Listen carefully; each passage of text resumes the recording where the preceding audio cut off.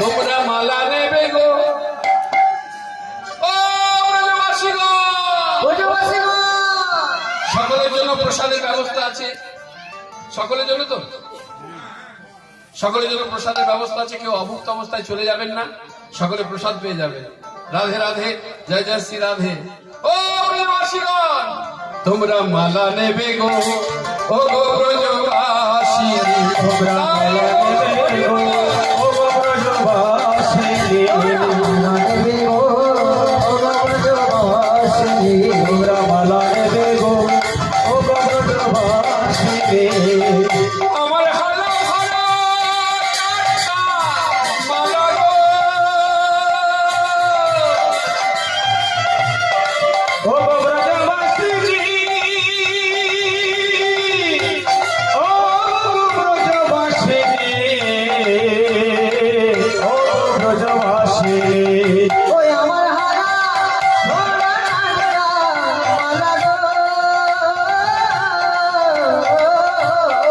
তোমরা কে লবে শুনি, মালা দেবে গো, ও গো ব্রজবাসী, মালা দেবে গো, ও গো ব্রজবাসী।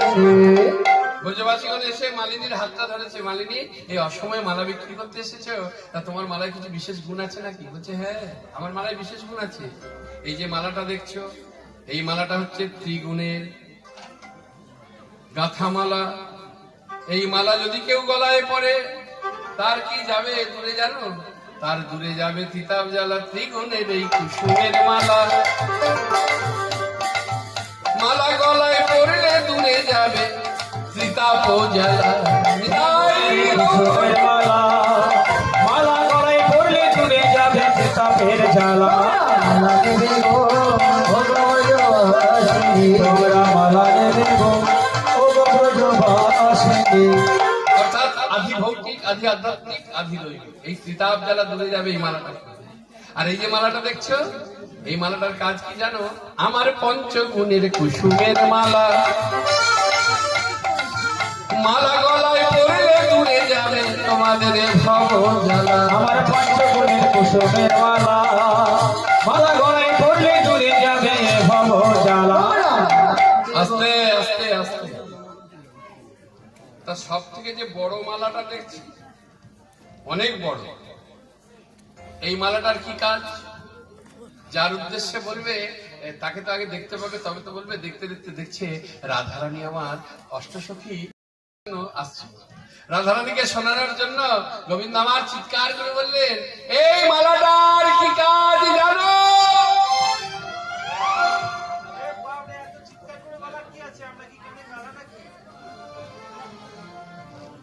সকলে মিলে বলছে আমরা এত কানে কালা নাকি যে এত জোরে বলবে? আসলে রাধারানীকে শোনাতে হবে তো, তাই রাধারানীকে শুনিয়ে শুনিয়ে বললেন এই মালাটার। এই ললিতা, দাঁড়া দাঁড়া, কি বলছে শুনি। মালিনী বলতে লাগলেন, আমার এই মালাটার কাজ, কারো স্বামী যদি থাকে বিদেশে, আমার মালার এমনই গুণ আসবে গো দেশে। আমার মালার এমনই গুণ আসবে গো দেশে।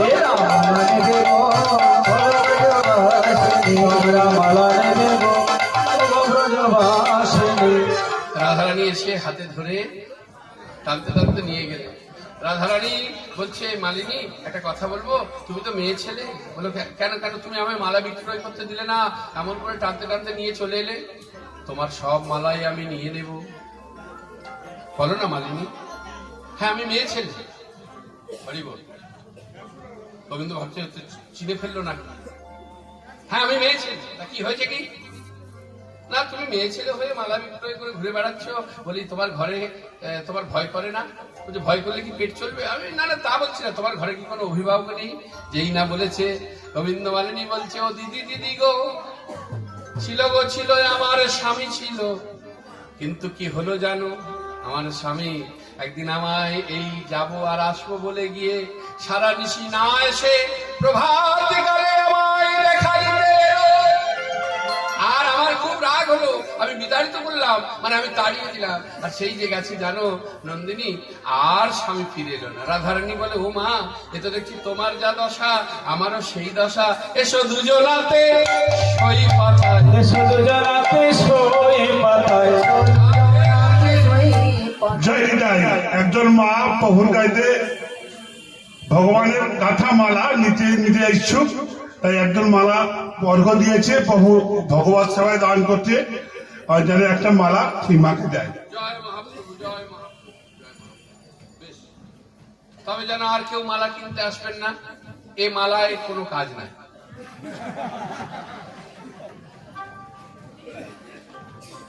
কেননা মালাতে জ্বালাই বাড়ে। জয় জয়, যে কোনো মালা সবেতেই জ্বাল। হরি বল, হরে কৃষ্ণ। তাই গোবিন্দ মালিনী কি বললেন? বললেন যে তুমি আমাকে সই বলছো, কিন্তু সই কি করে হবে? সই তো অনেক রকমের আছে, হাতে কলমে, খাতায় কলমে সই, টিপ সই, জলসই, হ্যাঁ? তা কেমন সই? তখন বললো, আমি তোমার জন্ম জন্মান্তরের মতো সই। বাহ, জন্ম জন্মান্তরের মতো সই। আচ্ছা, আমি মেয়ে ছেলে না হয়ে যদি বেটা ছেলে হই, যা, তা আবার হয় নাকি? কেন হবে? সমাজ বাড়িয়ে সমাজ হরি হরি সেথায় পুরুষ হয়ে হয়ে গো নারী সাক্ষী আছে। সমাজ বাড়িয়ে পুরুষ হয়ে হয় গোলারে, সাক্ষী আছে সমাজ বাড়ি। পুরুষ হয়ে হয় গোলারে, সাক্ষী আছে সমাজ বাড়ি। তাই যদি কখনো নবদ্বীপে যান, সমাজ বাড়িতে আমাদেরই মতন একজন বাবাজি মহারাজ আমার গোবিন্দকে স্বামী রূপে পাওয়ার জন্য ভজনা করেছিল। দেখতে দেখতে তার দেহটা নারী দেহতে প্রাপ্তি হয়েছিল। এমনকি বিজ্ঞান দ্বারা পরীক্ষা করে দেখা গিয়েছিল গর্ভে সন্তান নেবার পর্যন্ত ক্ষমতা তার হয়েছিল। যদি নবদ্বীপে কখনো যান, তার পরিচয় অতি অবশ্যই আপনারা না জেনে নবদ্বীপ থেকে আসবেন না। এটা দীনকৃষ্ণ ব্রহ্মচারী আপনাদের কাছে বলে যাচ্ছে। হরি বল। তাহলে পুরুষ ও নারী হতে পারে আমার ভগবানের যদি কৃপা হয়, সেটাও আমরা জানতে পারলাম। জয় জয় শ্রী রাধে রাধে। তাহলে যেখানে আমরা ছিলাম, এবার গোবিন্দ যেই এ কথা বলেছে, এই মালাটা যদি কেউ পরে, তার স্বামী নাকি বিদেশে থাকলে দেশে ফিরে। তার রাধারানী বলছে, তুমি পরনি কেন? বলছে, যা, নিজের ওষুধ নিজেকে কাজে লাগে। যেমন মায়ের ওষুধ ছেলেকে কাজে লাগে না, তেমন নিজের ওষুধ নিজেকে কাজে লাগে না। কেউ যদি পরিয়ে দেয়, রাধারানী বলে, তবে ও মালিনী, দাও দাও, তুমি তো আমার সই, তা তুমি আমাকে পরিয়ে দাও। যেই বলেছে, গোবিন্দ বলছে, সুযোগ আর হারালে হবে না। তাই গোবিন্দ আমার মালাখানি নিয়ে এত বলি মালা পরালো গলে, এত বলি মালা পরালো গলে, এত বলি মালা পরালো গলে, বদন চুম্বন করলো ছলে।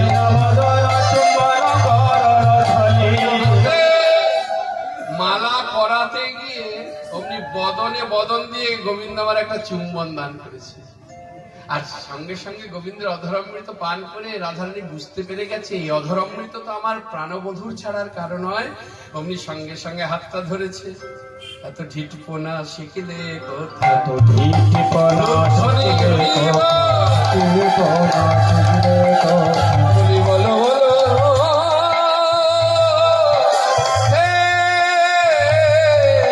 গোবিন্দ, এত ঢিঠপোনা শিখলে কোথায়। ওহে বলো বলো হে গোবিন্দ, ঢিঠপোনা শিখলে কোথায়।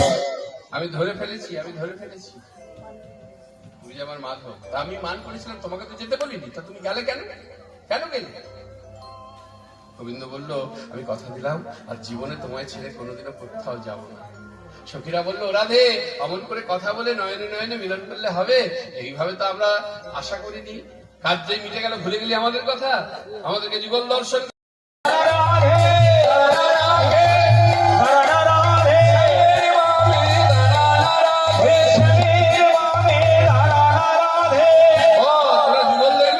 এই বলে রাধারানীকে বামে নিয়ে আমার প্রাণ গোবিন্দ দাঁড়ালেন। আর বৈষ্ণব ঠাকুর একাধারে দাঁড়িয়ে বলল, ওই দেখো শ্যামের বামে রাই দাঁড়ালো, ও শ্যামের বামে